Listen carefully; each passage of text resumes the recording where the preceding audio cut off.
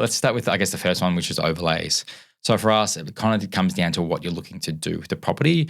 For us, long-term set and forget for this purchase, but we might have people come to us and say, I want to build a granny flat, subdivision, 1 into 3 subdivisions, all that type of stuff. So for overlays here in Victoria, it's a few key ones. Obviously, you're looking for stuff like the bushfire overlay, which is an annoying one if you're looking to develop, I guess, particularly or even just build a granny flat, because it does change the quality of the build you have to do. So you have to do a high quality build. It doesn't exclude you from exactly, doing it doesn't exclude a granny flat or a second dwelling. Yep, just the cost. Changes it. Yeah. Exactly, and the cost to build. Again, we're not talking crazy numbers, but it is something you have to consider. Flooding is the most obvious one. And what's the issue with flooding? Like I know, but for our listeners, because a lot of the people that live in those houses will say my house is never flooded even though it's in a flood zone. So why is that something that an investor should be thinking about? Yeah, I mean, there's a few ways to look at it. One is like you don't want the house to flood. Of course. That's the obvious one. But you pointed out like there are a lot of properties that are in a flood zones. I guess flood zones. The 1% chance. Exactly, yeah, but have never flooded and probably never will.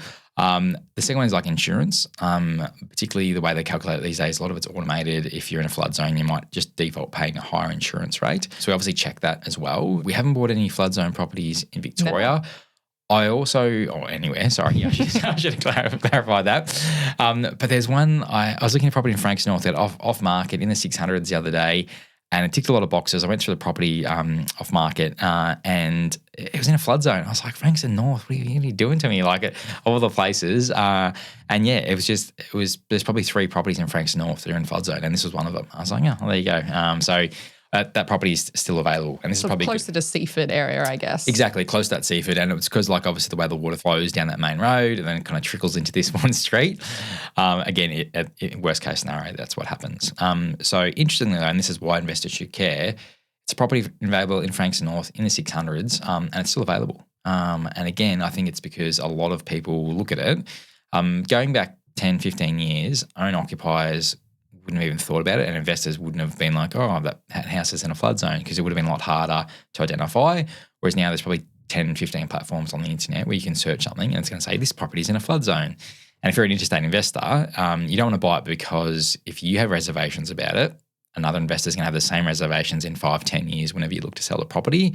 And what we're seeing right now is potentially some homeowners also were like, a flood zone, not worth the risk. So yeah, I don't know. If it wasn't a flood zone, the property would be worth 50, 60K more. Like that's what it should be selling for. But it's currently still available for sale, which is obviously quite rare for the suburb. What other overlays in Melbourne? Yeah, so the other one that we see a lot, like the cultural overlay, we see that one pop up. So the Aboriginal cultural sensitivity overlay? Is the most common one. And that, again, if you're looking to a 1 into 2 or a granny flat, it doesn't impact it. It does impact it and you have to get an assessment done if you're building more than 2 dwellings on the site. So just keep that one in mind. So if you're looking to build 3, 4 townhouses, that sort of thing. Yep. Mm-hmm. Yeah. Heritage overlay is the other one we see a fair bit as well. So that's kind of overlays. There are obviously a few others, but they're the main ones. Zoning is the next one. So if you're talking about if you want to do these kind of developments or whether you can't do developments at all, you have to check the zoning and just see what zoning. It obviously varies council to council and state to state, depending if you're not looking in Melbourne. So definitely check out the zoning because that can have, I guess, positive, like very positive outcomes or very negative ones depending on what you're looking to do with the property. Another one we haven't touched on is flight paths and, where the property is located. It may not be near an airport, but you may still be under a flight path and that noise pollution is there. Yeah, particularly in the northern suburbs up and around Tullamarine, Dallas, all that kind of pocket. You do see a lot of that. We're also doing some buying in and around Cheltenham, Moorabbin, down that way. So again, that's probably some of the suburbs we'll be targeting for our purchase. Just definitely keep that in mind as well.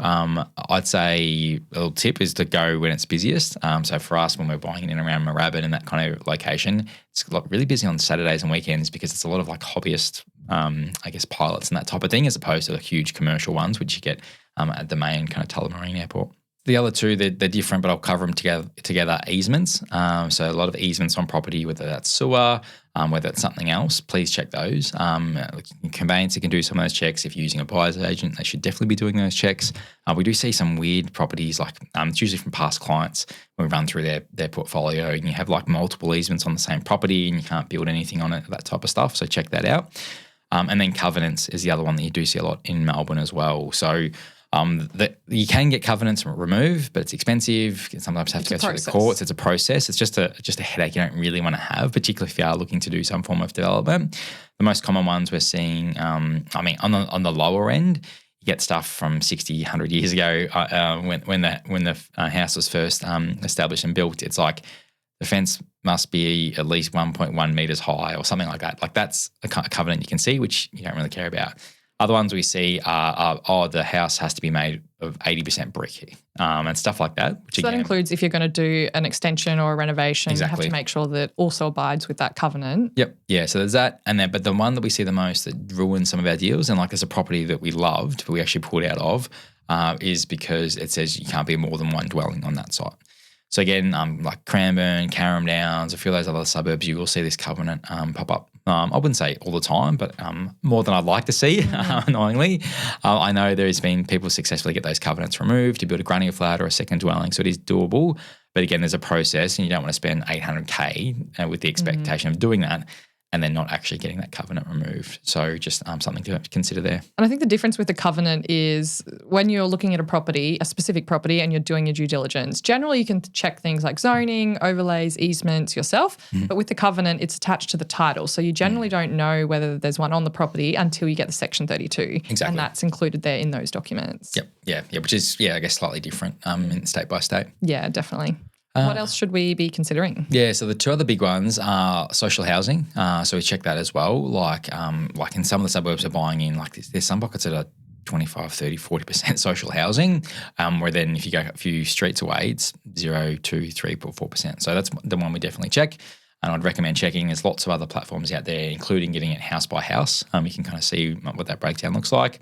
And the other one's school zones. So particularly it's not a driving indicator. Like we have a lot of clients that do want to buy in specific school zones. Like the Frankston High School zone or Bentley West Primary, McKinnon Secondary, those sorts of things. Yeah. So for owner occupiers, very important.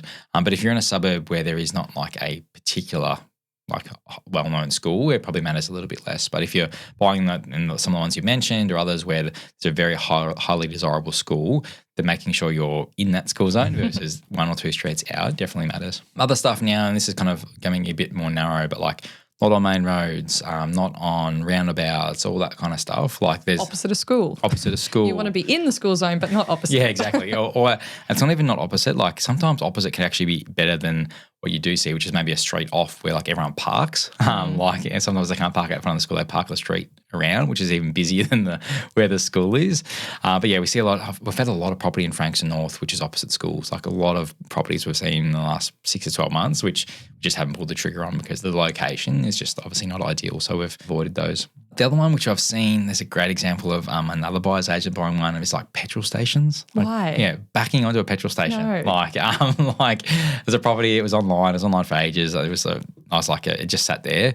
Someone, Interstate Beer, come and scripted up and talked about how they can build a granny flat and stuff like that. Where they didn't mention is that you've got a petrol station in the backyard. I don't know who is going to live in a granny flat on a house that is 2 meters from a petrol station. But anyway, some people are obviously buying them. There's a bunch of other, obviously options as well to consider. And from a due diligence perspective, I've actually got a couple written down in front of me. I'll just quickly go through some other ones. Building materials. So where there's a brick, is it a fibro house? Is it a concrete build, which we have actually purchased? But again, you've got to factor that into kind of your valuation. The obvious one, the condition of the property as well. So when you're doing your comparables, don't compare the fully renovated 3 and 2 with your 3-bedroom, 1-bathroom original condition. They are not the same property, and you've got to have that kind of factored into that purchase price as well. So that's when a lot of people go wrong, particularly interstate investors or people in the same state but not looking at the property.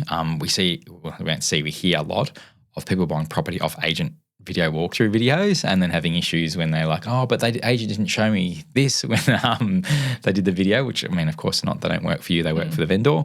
And just like the maintenance costs that you might not factor in if you bought a newer or better looking kind of property. So like particularly in Victoria, the minimum standards, like we're going to get new blinds put in. We've got a client at the moment who we've got to pull out a old school wall-mounted heater, again, because it's not to code anymore. It's obviously it doesn't meet minimum standards. So just stuff like that, you could be in for 5 or 10K for, like, it could be a very good property, but you're still going to be up for that upfront. So factoring those costs in, both your CMA, but also to your own, I guess, cash flow when you're looking to buy a property. Pools. So interesting, I've got pools jotted down here because I actually don't mind buying properties with pools. In certain locations. Yeah, just not in Melbourne. Not some suburbs in Melbourne I still would. This is from an investment perspective, of course. Perth, I have no issue with buying a house with a pool. It's got the highest pool ownership in the country. So again, when you want to appeal to our own occupiers, it makes sense to have a pool, even if you're an investor. Our property in Perth, it's got a pool. Charge a premium rent. We pay for the pool maintenance. I wouldn't have it any other way. It's probably our best performing property in terms of day to day. So again, I'm not opposed to it, but I can see why a lot of people don't. And particularly if you're in the kind of 400 or 500K window buying somewhere else, having a pool, 2, 3, 4K outlay to fix something on a pool on that kind of price point can be quite significant. At a $1.52 million purchase price, a few $1,000s here or there for maintenance is obviously a different kind of, different type of scale. So again, so it comes back to your strategy and goals with this particular purchase as well. Like if you're a high income earner and you really want to be negatively geared, maybe having something with, that higher purchase price, it's got a pool, you don't mind that the cash flow is not quite as good. Yeah, and in some cases you get a better rent as well because you get a pool as well. So there's lots of variables. So I'm definitely not do not buy a property with a pool. It's a bit more circumstances and I guess almost investor kind of risk tolerance as to whether you'd have something like that.